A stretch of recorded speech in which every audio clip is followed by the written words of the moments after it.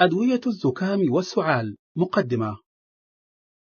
ظهرت لدى سوسن أعراض زكام خفيفة واستمرت عدة أيام، لكن لديها اليوم ألم شديد في الجيوب، بالإضافة إلى حمى مع تعرق وقشعريرة.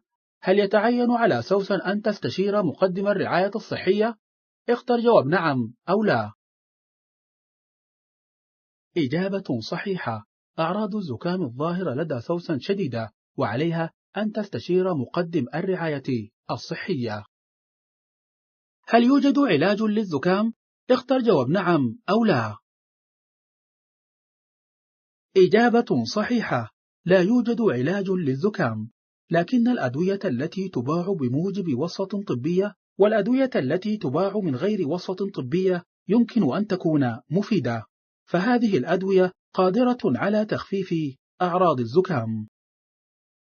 يعد كل من الطفح الجلدي والشرى والحكة من العلامات التي تدل على وجود رد فعل تحسسي. اختر جواب صح أو خطأ.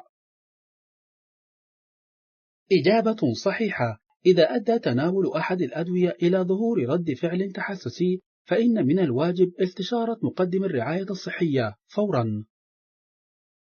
شكرا لاستخدامكم برنامج Explain.